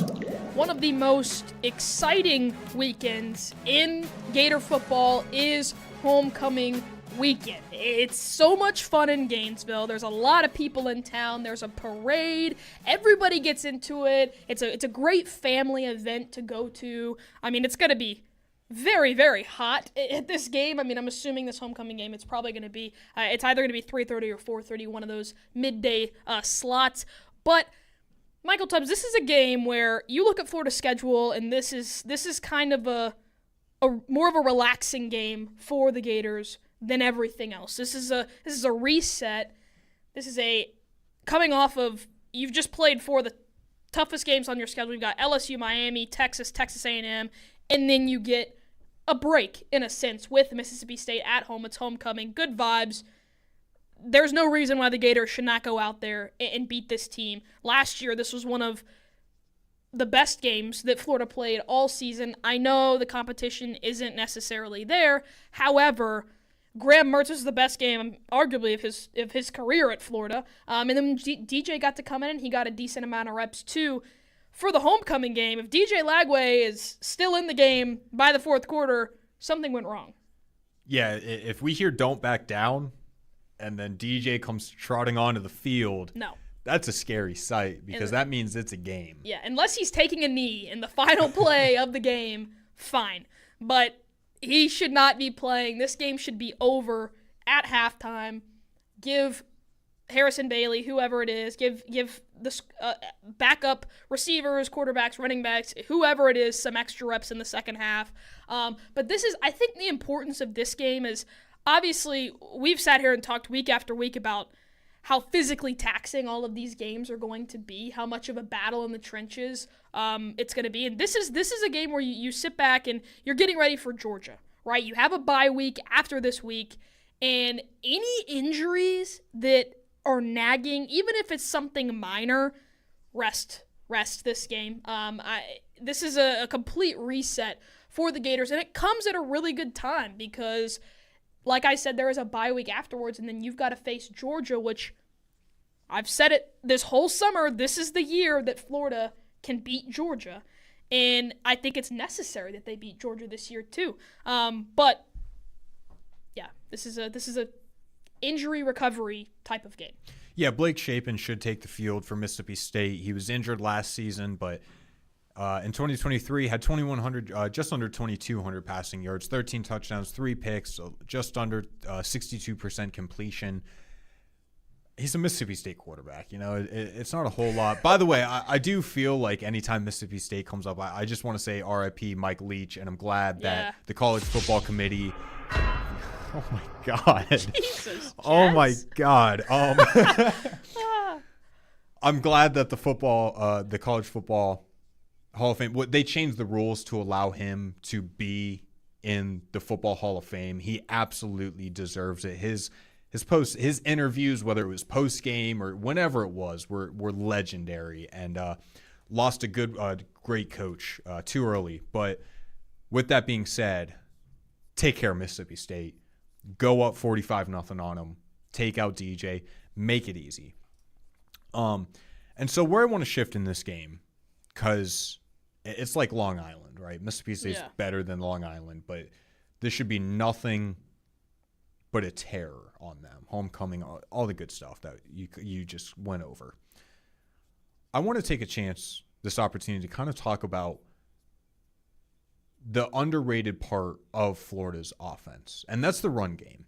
Jaden Ball, I don't want to say he's a great running back. He's a very good running back. He's going to be behind a very good offensive line this year. And so let's say that what we're hoping for this season is DJ to just be able to sling it down the field with all these fun toys at receivers. Will that happen? Most likely. If it doesn't, this team can easily turn around and go to the run game with guys like Jacoby Jackson, Jaden Ball, and the entire running back room. Like I said, this is going to be one of the best offensive lines. A great offensive line makes for a great run game. You've got DJ who's mobile behind that line. This can easily become a factor that really it's going to build upon the passing game and the run game. They play off of each other. But I think we could easily see a game where Florida combines for 250 on the ground. Yeah, definitely. And there's one guy who you didn't mention in the running back room who obviously Baugh and Jackson are going to carry majority of the load, but this is a type of game where I see a Trayon Webb having a blast. I mean, give him the rock, let him go. He's going to end up being Jacoby Jackson. He's a senior this year, and I think that Webb will end up, Baugh and Webb both sophomores, so Webb a redshirt, but still. And they come into this moving forward. They're going to be a really solid running back room. And like you said, it's such an underrated part of this defense. I mean, how much do we talk about the receivers and how deep that room is? But with the schedule that Florida has this year, the running backs are going to be just as important as the receivers because you have to take some of that offensive burden off of those guys. I mean, DJ can't throw the ball every single play, and he's not because he's going to hand the ball off to guys like Jaden Baugh and Jacoby Jackson. So I'm really, really excited to see them. But listen, we talk a lot of positives about this season. There's a lot of expectations moving forward. But one of the negatives of this area and one of the question marks is the secondary, which it's not a secret to anyone at this point. But the initial lineup, you go down the line of not just the secondary, but the defensive line as well. And then you look at the backups, right? You look at the people that you have that might have to come in, especially if injuries hit the Gators again. And you look at the lineup, and I'm not sold. I mean, a lot of them are sophomores. A good majority of them are sophomores or even freshmen in the secondary. And there's a couple of transfers. You got a Michael Caraway from Southern Miss. He's a senior, so he could possibly be a really good guy off the bench. But everybody else is pretty much a sophomore or a freshman. And that doesn't make me happy whenever it comes to backing up some of the guys on this team, because injuries, like I said, with the offensive line and with the trenches and with the physicality of how important just the Mississippi State for resting is, this is the same. The backups are just as important because by the end of the season, these guys are going to be burnt out. And I mean, there are going to be injuries. I doubt that Florida has a completely 100% healthy of a year. And I don't know if I've seen enough from these backup guys who a lot of them haven't even played before on this team. And this might be a lot to ask of freshman and sophomore defensive players. Yeah, I mean, up front alone, Jamari Leons is supposed to start. He had 20 tackles, 2.5 sacks this past year. Caleb Banks and Tyreek Hill kind of take the spotlight, but a guy like George Gums is good. Like, these are good players, but let's say that LJ McCray, he's fringe 5-star, 4-star guy coming out, going into his sophomore year. If he doesn't really produce, you're looking at the other side of the end, Cameron James, 20 solo tackles, 2 sacks. I mean, it's not exactly a very productive backfield with experience and stats to prove it. And so it's not that the defensive line is bad, right? But when you're looking at as a whole, if Caleb Banks has a bad game, what does the defensive front produce? Like, are there guys to continuously fill in? Can you sub them out and still get nonstop pressure? I think that's a bit more of a question than a lot of people might think out of the gate. I think the strongest room are probably the linebackers. The middle of the field should be solid. Like we've said, the secondary isn't exactly weak. It's just the weakest part of a very good team. But I think the more you dig into the defensive up front, you're kind of drawn towards certain guys.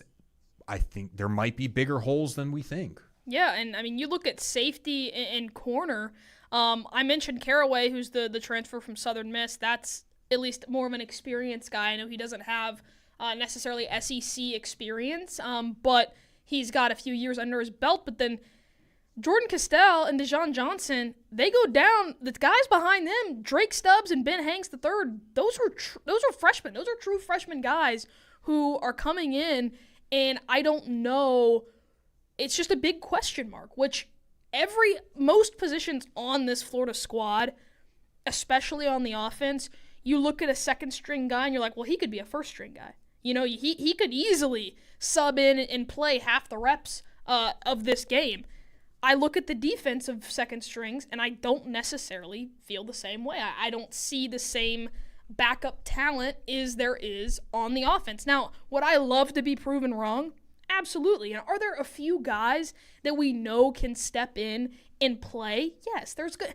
LJ McCray we talked about. Cormani McClain, who I'm really excited to see this year. There's a handful of guys that we know can come in and produce. But to what extent, and is it enough to keep Florida in a game against some of the toughest teams in the country? That's where it gets dicey, right? Yeah, I mean, when question, you're looking right? at the Texas A&M, LSU, those types of teams. With that being said, there's a reason we talked about that today, is because you got to get pressure on Mississippi State. That is when these guys should be able to come in and get the job done. Shouldn't be that big of a worry. But coming up, we're going to take a look at some Heismans, see where DJ Lagway might fit in, what's the SEC looking like as producing Heisman, who should be the favorite, who's an underdog, and what's a good value pick. Coming up next on the Sports Lab, 98.1 FM, 850 AM. Cloaked in orange and blue and fortified on the campus of the University of Florida. You are listening to ESPN 98.1 FM, 850 AM, WRUF. There's nothing better than watching the game in person, but there is something that comes close. Your favorite chair in your own home. No long bathroom lines, no paying to park, and best of all, not melting away in that muggy, hot, sweltering heat. It's nice and comfortable in your home, right? Right? Oh, it's not. Flag on the play. Comfort violation. If you're not comfortable in your home, make a great play and call Charlesburg Enterprises, Alachua County's top heating and air company. Charlesburg Enterprises is family owned and operated. Starting in 1967, they built their reputation with hard work, honesty, and always getting the job done right. They use train equipment, and it's hard to stop a train. So if you need maintenance, repairs, or a quote for a new system, call Charlesburg Enterprises. Online at charlesburgenterprises.com. As Charles Berg himself used to say, I won't be satisfied until my customers are satisfied. License number CO 57671. Charles Berg. Charles Berg. Charles Berg. Hey, it's Steve Russell for Hurricane BTW, where every day feels like the weekend. Fresh, never frozen chicken wings, tossed in over 30 bold flavors, paired with ice-cold beer, all in a laid-back, beachy atmosphere. And with every game on the big screens, it's the ultimate escape in your home for sports, too. Great food, cold drinks, and all the games. That's Hurricane BTW. Escape the ordinary and find your spot at hurricanewings.com. An active storm season is upon us, and Daughtry Tree Service says get supplies now. Water, batteries, and a power bank will keep your phone charged when power is down. We're here for you before and after the storm. We're Daughtry Tree, your tree service people. College holds a mythic place in American culture, but there are stories you won't hear on the campus tours. The higher-ups are concerned about one thing, and that is avoiding scandal. I'm Margot Gray. On the new podcast, Campus Files, we cover everything from rigged admissions to the drama of Greek life and student protests. Listen to and follow Campus Files, an Odyssey original podcast. Available now on the free Odyssey app and wherever you get your podcasts. Rapid radios are the official walkie-talkie of the Dan Patrick Show. You can reach your kids anywhere at any time with Rapid Radios push-to-talk devices, providing clear contact nationwide on an LTE network. 100% private, no subscriptions ever. Visit rapidradios.com. I have a limited time offer. Visit rapidradios.com to save up to 60%. Get free shipping from Michigan. Use the promo code RADIO for an extra 5% off. Rapid Radios. Winners live here. You are immersed in the greatness of Gator Nation. We are ESPN 98.1 FM, 850 AM, WRUF, Gainesville's sports radio home of the Florida Gators. The Dan Patrick Show, weekday mornings at 9, right here on ESPN 98.1 FM, 850 AM, WRUF, and anywhere in the world on the WRUF radio app. The Sports Lab continues right here on ESPN 98.1 FM, 850 AM, WRUF, and anywhere in the world on the WRUF radio app. Here's Hannah Mack and Michael Tubbs. Another year means another Heisman. And we're going to take a look at some guys that should be favorites, who are favorites and should be favorites for a reason, and guys who have a good chance of winning it. Underdogs who are very talented players and definitely have the ability to go win it.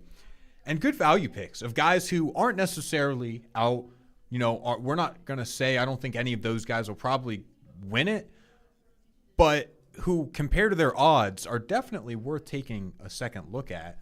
Before we get into that, this is our first time streaming live on YouTube. Make sure to go check out that account on ESPN Gainesville. See us live here from now on, every show. Yep. But let's get into it. The favorites. Mm-hmm. And those favorites are Arch Manning, Garrett Wilson, and Cade Klubnik. Quarterbacks at Texas, LSU, and Clemson. Those are the top three guys right now. And for good reason. Because a good season for them, which they should all have, means good numbers with the talent they have, which means good odds. Yeah, it does. Any three of those kind of stand out to you?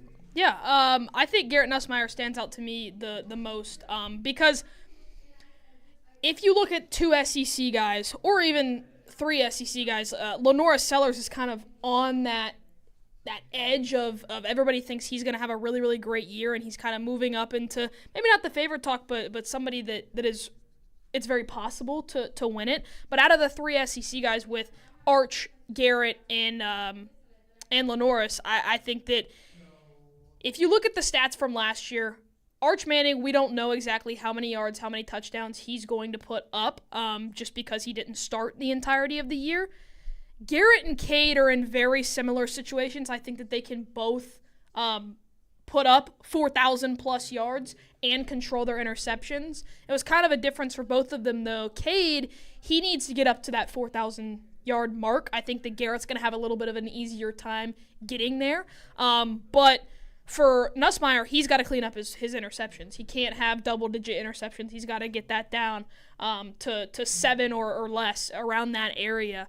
But those two, it's just kind of going to depend. I think if LSU has a really, really solid year, if they make it to the SEC championship, if they can take over the Texas, the Georgia, kind of jump up into a top 2 spot in the conference, I think it's Nussmeier's year to win that. That'd be 2 LSU quarterbacks three in the last 6 years. So that it's not uncommon for LSU quarterbacks to win this award. We've seen it before, and we could see it again. But yeah, I think Nussmeier is probably the favorite right now, if for me looking at it. But Drew Aller and Jeremiah Smith, there's also a really, really strong argument to be made there. If it goes to a wide receiver, we were having a Jeremiah Smith, Ryan Williams debate earlier. But Jeremiah Smith, if a receiver is going to win it this year, it's going to be him. I mean, he had an incredible year last year, and he's going to be targeted even more this year. I know that they don't have Will Howard, but they're going to look to him to kind of run the offense through. I mean, I think he's going to get an insane amount of yards and touchdowns for Ohio State's team. We're going to see how they look this year with the new quarterback into the mix of everything. But, Michael, who Drew Aller or Jeremiah Smith, out of those two, who would you lean more towards? You want to lean towards the quarterback because this is, for the most part, a quarterback award. I know Travis Hunter just won Devontae Smith a few years ago, but you got to lean quarterback. You only do that, especially with a guy like Drew Aller, if you truly believe in Penn State, and they just haven't been able to get over the hump, especially with James Franklin. I'm going to actually probably take Jeremiah Smith. I mean, 1,300 yards, 15 touchdowns. The guy is arguably the best player in college football, is going to have an incredible year because he makes it really easy to throw the ball to him. But with that being said, it's just, I mean, you have to be the best player in college football as a receiver to win that award. And I just think there's too many options at quarterback. I just don't see him outplaying or outpacing any of those other guys. I think Garrett has it in his grasp. I mean, as long as they make the playoffs, I feel good that Garrett, hitting that 4,000-yard mark, getting the touchdowns in there should be pretty simple for him. Lenoris Sellers definitely has the talent, but playing for South Carolina, he's going to need a Cam Newton Heisman-type level season in order to win it. Had 2,500 yards last year, 18 touchdowns, 7 picks, 9-3. That's not even close. Yeah. Right? I mean, rushing with his athletic ability, he can hang around the 2,500 passing yard mark, but he's going to need a lot more touchdowns, and they're going to need – he's going to have to combine rushing and passing between 30 and 35, I would imagine, to keep up with some of those other guys. Yeah, definitely. Now let's look at – those are obviously all the favorites. It's likely that one of those guys will probably end up winning the Heisman. But there's a handful of underdogs that I want to look at who might not have the best odds, but they're the leaders on their team. They're going to be the stars of their team. And if for whatever reason one of them could – make the playoff or even have a really successful year or just a breakout season, then they could possibly be talked about in the conversation, could be a possible finalist for sure. I think there's 3 guys that we're really looking at. John Mateer from Oklahoma, he's going to be really exciting to watch this year. Oklahoma, we don't know exactly how their team as a whole is going to look, but Mateer is definitely talented, and I could see him being a quarterback that could really get the job done. Another quarterback on that list is Carson Beck, who is such an interesting conversation, but he's coming from a Georgia team where he had a great season. He almost brought them back to the promised land. Georgia, they weren't exactly as good of a team as they normally are last season, but still one of the best in college football. Made the playoff, and now he's at a school with Miami who doesn't have the toughest schedule in the world, and we know he's a talented quarterback. He's a talented guy, and he could be projected as one of the top quarterbacks to be drafted in next year's NFL draft. So what do you think about taking him whenever his odds are definitely a lot different than some of the favorite quarterbacks? Yeah, I think I throw him an underdog. He probably fits more into value because this is, people are kind of just writing him off, right? And this is a guy who was supposed to be the quarterback coming out of into the NFL draft last year, was supposed to be in the Heisman talks, had obviously a down year of what he was supposed to have, going to Miami, weak ACC schedule, preseason top 10. He has an opportunity to beat a team like Florida. They play Notre Dame week 1. You got Florida. I know SMU is another ranked team on the schedule. Louisville should be pretty good. So not the hardest schedule ever, but it gives you some good wins to kind of lean on if he performs well enough.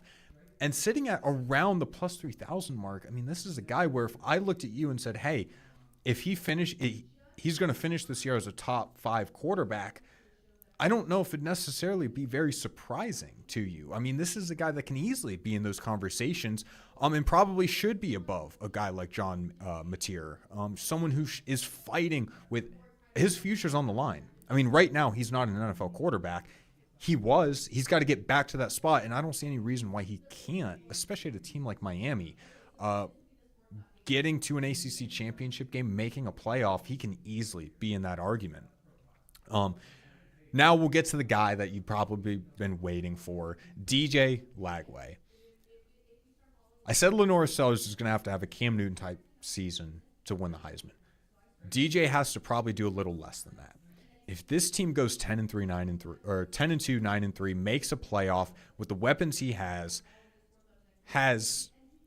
again another 2,500 to 3,000 passing, and if he hits an 800 rushing mark, I think we talked about it. I'll let you see, talk about how much running we'll really see from him. But if we don't really see that, then closer to the 4,000 mark, which again I think is doable under an explosive offense, I think he could easily lead the best offense in the league. DJ Lagway is going to be right there for a guy you really want to look at. Yeah. Hey, Jess, play my song, would you? Go DJ, that's my DJ. Go DJ, that's my DJ Lagway. This is why he could be a Heisman finalist this year. He had nearly 2,000 yards passing last season. Didn't play an entire season. Only played a little bit more than half the season, especially in a starting role where he was competing in games.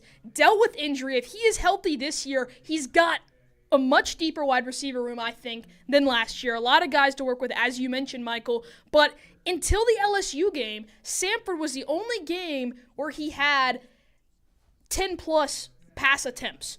If he is throwing 20-plus passes a game, I think he could easily reach 3,000, 3,500, maybe even pushing that 4,000-yard mark. If he is given complete freedom to sling the rock all game, every game, which I don't see why he wouldn't be. Yes, you want to utilize the running backs as well, but he should be throwing 18 to 25 passes a game. I think he's got the arm to do so. If he is fully healthy, there's no reason why you shouldn't be targeting your receivers downfield.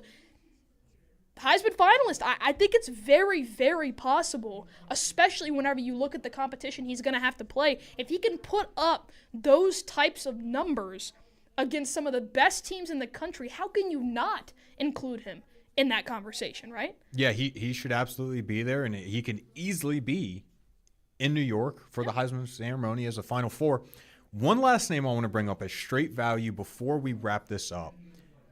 By the way, Dylan Raiola at Nebraska, he's a name to look out for, probably not for Heisman. That was the name just that kind of just stuck out to me right there. Yeah. But a name, when you talk about value, Jaden Maivia, out of USC, played at UNLV, had 3,000 yards, got some playing time at USC last season. Lincoln Riley is a quarterback whisperer. He had Baker, he had Kyler, and he had Caleb Williams. He's got 3 Heisman winners. Again, this isn't me coming out and saying he's going to win the Heisman, USC is going to win 10 games, make a playoff, compete for a national title. But to look at a guy who produces nothing but quarterback talent at plus 6,500 odds to win a Heisman, you should look at that more than once. That's all I'm going to say. Yeah. Put $1 on it. See what happens, you know? I mean, come on. See what you got. But that's definitely one. But DJ, we'll end it. DJ for Heisman. We're going to start our campaign trail on that note. Got to. Coming up. Yeah, plus 1,800. We'll take a look at who the Gators lost in the MLB draft, who signed with professional leagues, what's going on with the Big Ten and ACC Media Day, and how did the U.S. Open finish? Coming up on the Sports Lab, ESPN 98.1 FM, 850 AM, WRUF. If it's happening with the Gator Nation, hear it here first. ESPN 98.1 FM, 850 AM, WRUF. Hi, this is Dr. Art Mowry of Exceptional Dentistry. Listen to what our clients have to say about their experience at Exceptional Dentistry. I came expecting to find a good dentist place, and I found, I tell people, I feel like I found a family. You know, I just love them. I love them. He crowned my front teeth, and then on the top I have implants, and on the bottom I have a plate that will someday get put in the trash so that I can get implants down there too. It's worth the drive to me. I drive from Keystone, and it takes about 45 minutes, and I wouldn't go anyplace else. I've never been to a dentist where I felt like I like a family. This is Dr. Kim Mowry, and if you think you have dental problems that are too big to overcome, we're here for you. Please visit us at exceptionaldentistry.com. That's exceptionaldentistry.com. In Florida, 1 in 3 traffic fatalities involves an impaired driver. Drugs, alcohol, even prescription medications can slow your reaction time and cloud your judgment. And when substances are combined, like marijuana and alcohol, impairment multiplies. You might not realize how dangerous you've become behind the wheel until it's too late. A DUI can cost you your license, your freedom, even your life. Don't risk it. drive sober, or get pulled over. Brought to you by the Florida Department of Highway Safety and Motor Vehicles. Ho, all the way from the North Pole. It's me, Santa Claus. I'm here with my friend Steve Spurrier for an amazing Christmas in July offer. Spurrier's Gridiron gift cards are on sale for 20% off. Coach, how do they get them? You can go to Spurriers.com and order a digital card or stop by my restaurant in Celebration Point and pick some up today. Thanks for being my holiday helper in July, Coach. Hurry, this special Christmas in July offer is for this month only. Ho, ho, ho. If you're looking for your next job, you know it can be a lonely process. Let Express Employment Professionals be your one connection to finding a job that fits. Getting an interview with Express can be as easy as a phone call. And with just one application at Express Employment Professionals, you're in the running for numerous opportunities in your community. They know who's hiring, what the benefits are, and they pass all that information to you. You can find out more information at your local Express office today. Go to expresspros.com. Hey, it's Cavino and Rich. And whether you're heading to the office, kicking back to watch the game, or enjoying a night on the town, Travis Matthew has you covered. They create versatile apparel designed to make you look and feel your best, wherever the day takes you. From performance-driven styles to everyday essentials for both men and women, Travis Matthew bridges the gap between style and comfort. Ready to elevate your everyday? Visit TravisMatthew.com and get 20% off your first order when you sign up for email. That's TravisMatthew.com. From the UF Weather Center, here is your WRUF weather update. It's a hot afternoon with that heat index pushing near 108 today. That's why we have a heat advisory till about 6 o'clock tonight. Scattered thunderstorms once again developing this afternoon. Some of that rain will be heavy at times. Any storms ending by about midnight, low of 75. Tomorrow, thunderstorms likely, not before we get to hot temperatures, though. 94 Tuesday, heat index near 105. From the WUFT Weather Center, I'm Chief Meteorologist Tim Miller. From athlete activism to athletic achievements, we have you covered. Your home for every important sports story. ESPN 98.1 FM, 850 AM, WRUF, the home of the Florida Gators. More of the Sports Lab right here on ESPN 98.1 FM, 850 AM, WRUF, and anywhere in the world on the WRUF radio app. Here's Hannah Mack and Michael Tubbs. Sports Lab, what a day today. Heisman odds. I would never get tired talking about who's going to win the Heisman. I mean, it's just a fun conversation. And we just said, I mean, a lot of this we're going to find out pretty early on who's going to have better odds. I mean, Arch, and they've got a really tough meeting with Ohio State early on. That can make and break their season. And then Garrett and Cade, they face off in week 1. So that'll be a really, really fun matchup to watch. But let's get into the sports update. Gator recruit Jordan Yost, if you remember, we talked about him whenever the Major League Baseball, the draft was going on. He was drafted 24th overall by the Detroit Tigers, and he signed a $3.25 million contract. He was committed. He's the brother of Hayden Yost. You may recognize that name here in part of Florida baseball. He was signed to play with the Gators. I get it, though. Almost $3.5 million, $3.25 million. You got it. I get it. It's money. Money's money. But still, it's disappointing for Florida's program because you obviously want him to come play in the orange and blue, right? Yeah, Florida's not going to be able to come up with that much NIL for baseball. It's just not going to happen. But yeah, it's an unfortunate loss, but still got a good recruiting class coming in, and not the end of the world for Florida. No, not at all. Two other guys that have signed their contracts: Luke Heyman with the Mariners for $230,000, and then Jake Clemente with the Marlins for $500,000. We talked a little bit about the NCAA, the settlement, and how that could possibly be distributed to baseball players to keep them around. What do you think of their decisions to jump up to the pros, especially with Luke and his injury towards the end of the season? You know, Clemente, you talked about it, and it does make sense that how he played out this year, he probably could have gone higher. I think he was a 7th round, something like that. Probably could have gone higher if he came back, but it's a nice little chunk of change for him. Luke Heyman, on the other hand, that doesn't make sense to me at all. $230 million. Not going to act like that's not a lot of money. $30,000, Not million. Jeez, I was like, wait a minute. Deshaun Watson contract. $230,000.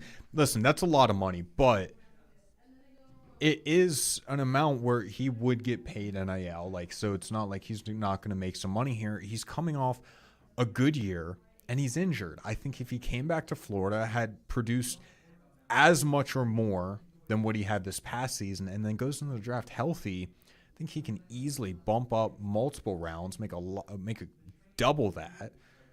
It threw me off guard, and it threw me off guard under the idea that I think that is a number that Florida could get closer to competing with. Throw the guy $200,000, but and on top of that, you're paying Seattle taxes up there, so that's not a full $230,000. Yeah. You come back to Gainesville, no state tax. That'll be a big factor in recruiting too. No state tax, definitely. But yeah, that one really threw me for a loop. I thought Florida was getting him back. Yeah, me too. I thought that there were a couple guys that were definitely going to leave, but I didn't think Heisman was going to be one of them. But a guy that is coming back for the Gators is Liam Peterson. He was named a top 5 MLB draft prospect by Baseball America. He was ranked the number 1 pitcher and the number 2 college player in that class. He's number 8 right now on the MLB mock draft for 2026.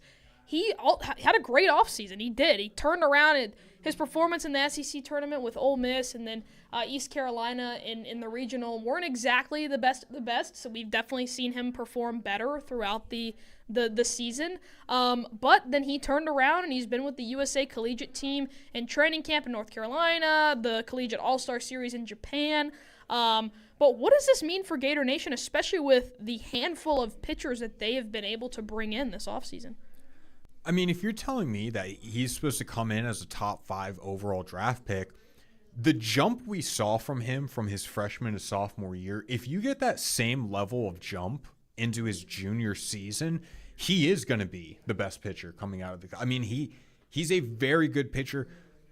He's got to – Florida has to make the postseason, and he has to play better in the postseason. His 2 years ago, his final game against A&M was not good. I know A&M made it to the championship game. They were a great team. As a freshman, that's what he was dealing with, but could have been better. And you have no excuse for the East Carolina game. 1 1/3 innings, 5 hits, 4 runs, two of them were earned, only 1 strikeout, hit a batter, faced 11 of them. That was horrendous. And if you're telling me that Liam Peterson is the number 1 pitcher coming out of the 26th class, then it must be a pretty weak 26th pitcher class. But like I said, continue that improvement. I mean, he is going to be incredible, and him and Alex King are going to dominate other opposing batters. Yeah. And to wrap it up, we're going to have a little bit of a GOAT conversation here. Scotty Scheffler, he has won the Open Championship, that his 4th major, finished 17 under par in Ireland, and Scotty Scheffler, he's been ranked number 1 for 147 weeks. There are a lot of people that are comparing Scheffler to Tiger type of stats. I don't think that he's anywhere near that level quite yet. And he came out and said it. He was like, I think that the comparisons are a bit much. They're a little ridiculous. Like he agrees that he's not quite on that level. I mean, Tiger won 15 majors. He was ranked number 1 for a total of 683 weeks. That was not consecutively, but still insane. Scotty has a long way to go, but how do you evaluate the greatest of all time conversations with arguably the greatest athlete of all time with such a recognizable name in Tiger Woods? Yeah, I mean, Scotty's going to have to do a lot. That Tiger, 683 weeks is over 13 years as ranked as the number 1. Again, not consecutively, but for a total of over 13 years. He's going to have – I mean, he's not even close. He's going to have to continue working. You said it, 4 majors to Tiger's 15. I mean, Tiger – I don't know what a post-Tiger GOAT – the GOATs of golf, right? There's guys pre-Tiger, before him. But post-Tiger Woods, I don't think there's going to be anybody to live up to that. And to your point, he's one of the most recognizable athletes in American sports. And so to try to compete with that, It's just not going to happen. Yeah, I think that he is one of the names that is impossible to touch. It's kind of one of those. His name itself helps too. His name's Tiger. True, That's such an awesome name. What a cool dude. But I mean, you have like with the Michael Jordan LeBron conversation. MJ, a lot of people consider him to be the GOAT, but there are pretty much honestly half and half at this point that consider LeBron James to be the greatest of all time to do it in the NBA as well. So someone did come along to kind of compete with Jordan on that level. NFL, you've got Brady, who's the GOAT. I mean, Pat Mahomes, he's working towards that goal. I don't think he's still quite there yet. And there's a lot of other modern-day quarterbacks, too. I mean, you look at Josh Allen. He does definitely need a ring. He's going to need multiple. But there's a lot of guys that can kind of be in the same conversation. But whenever it comes to golf, I mean, yeah, Tiger's Tiger. How much more does it help, too, when we're talking about the GOATs? A sport like golf that's not a massive viewership. You know, the majority of the country watches football. Yeah. The majority of American sports fans watch football. Only a fraction watch golf. And it's like the name recognition, he made golf so popular. When you start comparing that, you look at guys like Brady, you look at guys like Jordan. Tiger, how many people actually watch Tiger? Right, or at least, you know, gets to people kind of our age where it's like you very much know who Tiger is, but odds are you probably didn't watch him. But do you know who Tiger is? But you know who he is. And yeah. So for a sport like that just doesn't have the following, in order to, you know, have that impact on people to where people know your name, kind of helps give you that leg up over guys like Jordan. But like the biggest of the biggest golf events are viewed by That's so true. many. The Masters, you know what I mean? Yeah, like, the Masters is big. The majors, like the major His events return. in golf. Yeah, I know. It's a great conversation. And golf is an individual sport too. So you would think that there might be someone at some point that could jump in. We're talking about a lot of team sports, but look out for his son. Yeah, his son's okay, real good. Charlie. I know. We can have that GOAT debate all day, every day. But coming up next, we are going to round out this show. It's National Get Out of the Doghouse Day. So what Gator athletes, what Gator coaches need to step up and perform this upcoming season so they're not sleeping in the doghouse? Find out next on the Sports Lab, ESPN WRUF. Live from Weimer Hall on the campus of the University of Florida. ESPN 98.1 FM, 850 AM, WRUF. More than 12 million residents throughout Florida could face the largest electric rate increase in U.S. history. That's according to AARP Florida, which urges the Public Service Commission to reject the current proposal from Florida Power and Light. Zane Smith is the Senior Director of Advocacy for the organization. This excessive hike would place an unfair burden on Floridians, especially low-income customers and older adults on fixed incomes. Along with large increases in the monthly base rate, the proposal would also increase the monthly base bill for residents. Plus, it doesn't consider all the other costs that are already passed on to customers. FPL also wants the commission to increase its allowable return on equity to nearly 12%. That would be well above the national average of 9.5%. We urge Floridians to join us in demanding fair utility rates and an end to corporate greed. To learn more and take action, visit aarp.org/FL. At the UPS Store, we get it. Being a small biz owner requires grit and hustle, but you don't have to do it alone. We've got your back. You put your heart and soul into your biz, we put ours into packing and shipping. While you're keeping track of your custom-made orders, our mailboxes are keeping your packages safe. Because we're here to help you be unstoppable with shredding, printing, notary, and more. Most locations are independently owned. Product, services, pricing, and hours of operation may vary. See Center for details. The UPS Store. Be unstoppable. Come into your local store today. Standing water can pose a serious threat after a hurricane. It can be electrically charged if a fallen power line is submerged. There could be displaced wild animals or harmful bacteria growing. It could be much deeper than you think. After a storm, turn around and don't drown. Never walk or drive through standing water. For more tips on hurricane safety, check out the Hurricane Guide at floridadisaster.org/guide. This message is sponsored by the Florida Division of Emergency Management, the Florida Association of Broadcasters, and this radio station.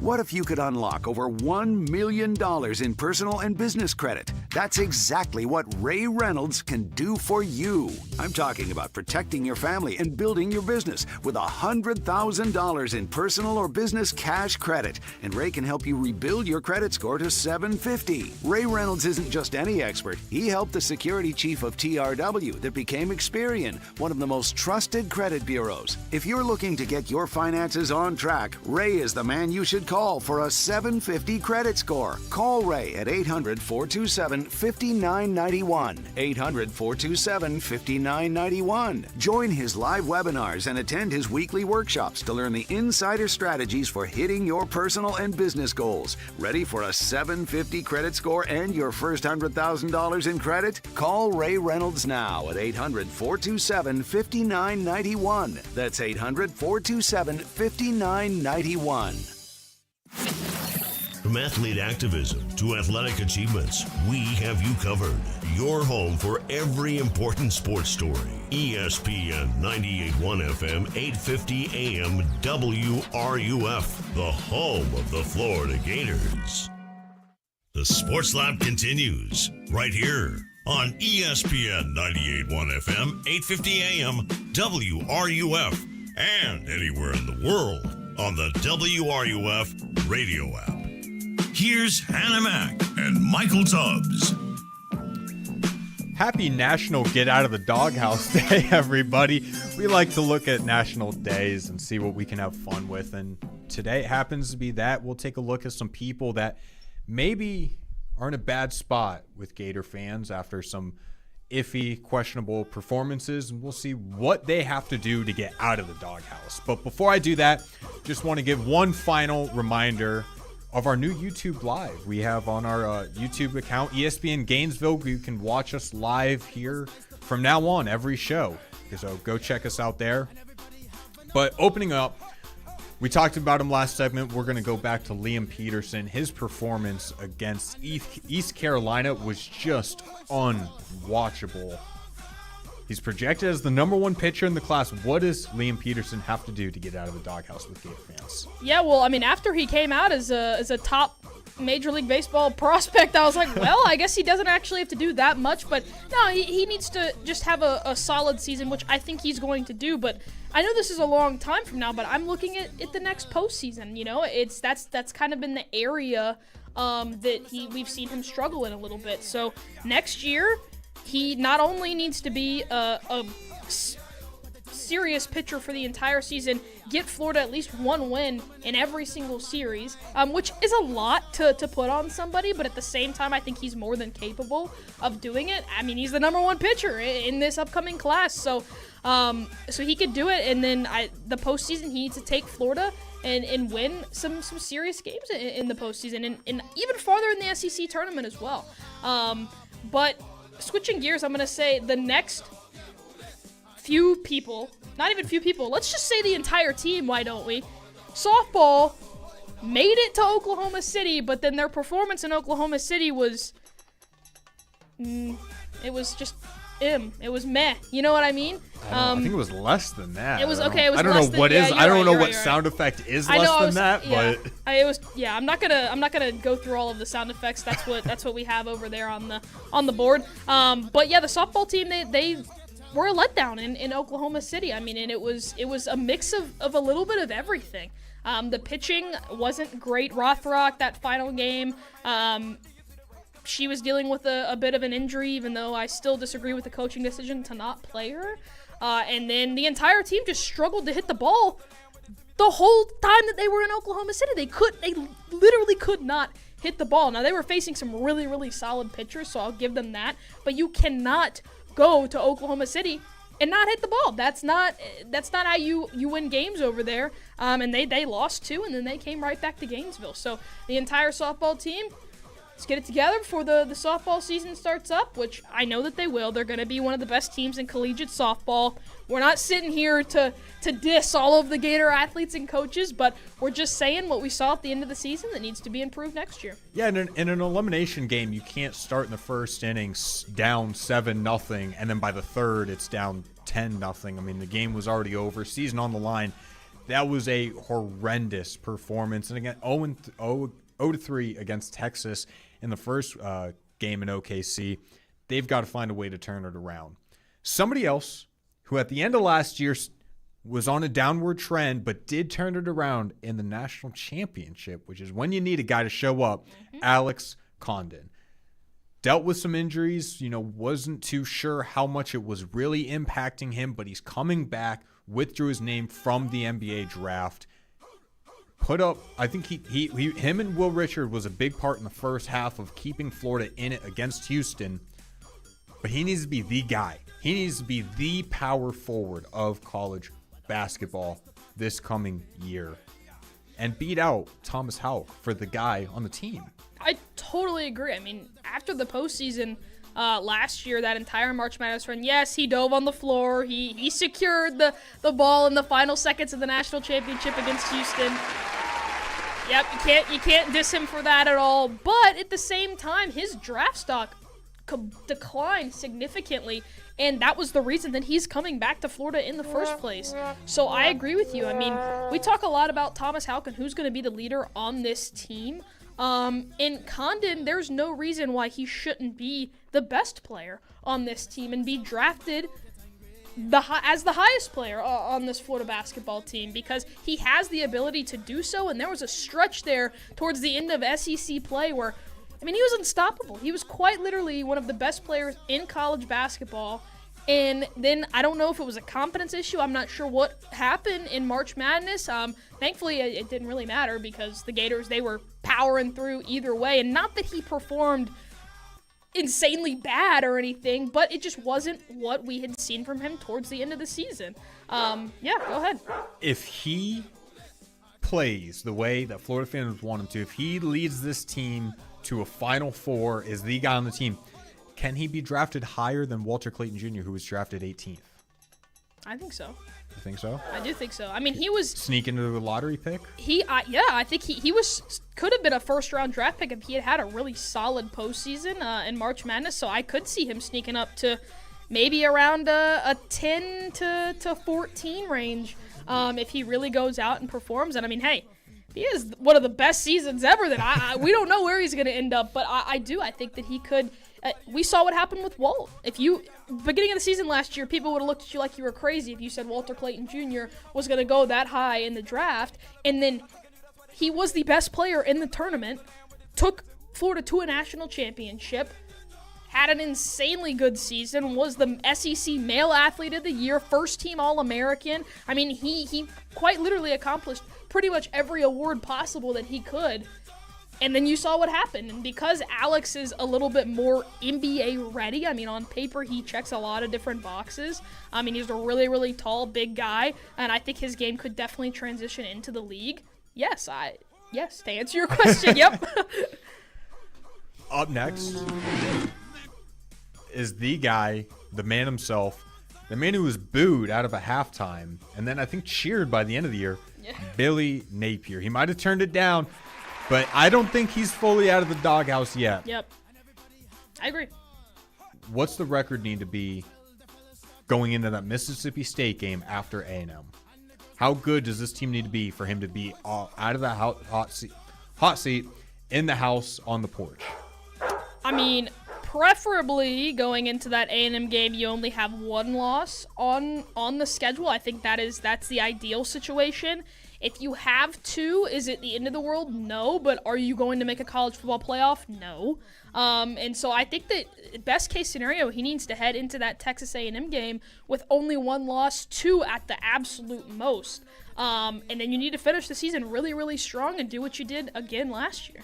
But Billy Napier, we're going to have to wait and see. But you can't go 7-5 again. That's all that I know. That's for sure. You're going to let him on the couch by the end of the year? Maybe not. We're going to see. If he wins 8 or 9 games, I would really like to see the 9. But if he goes 8-4 with the schedule that Florida has this year, I don't think that that's an absolute failure. And then you solidify yourself a really solid bowl game.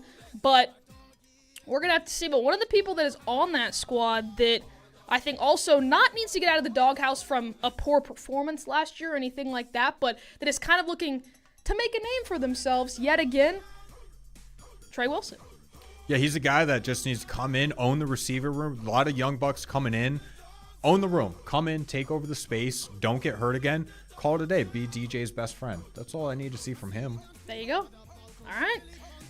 That's pretty much all we got for you today on the Sports Lab, ending with a little bit of a fun segment, National Get Out of the Doghouse Day. I know you have never heard that in your life, and so you're welcome for introducing you to this lovely holiday here. We talked about the SEC rankings, who's got a tougher schedule, Florida, Oklahoma. I think we both decided on Florida, but we're going to have to wait and see for this upcoming season. We had a fantasy football draft across the Florida NFL teams, and then we talked Heisman. Who's going to win it? Who's an underdog? Who's a value pick? There's a lot of different guys out there. Could be an SEC quarterback, that is for sure. Lagway, kind of an underdog, but who knows if he's going to have a really, really great year. A couple guys signed for Major League Baseball. And yeah, that's ended with National Get Out of the Doghouse Day. All right, that'll do it for Sports Lab. See you guys on Friday.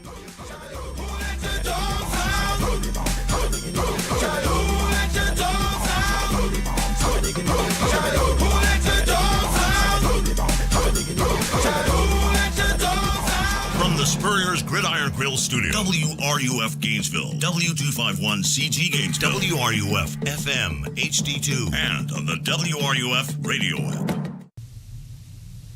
This is SportsCenter.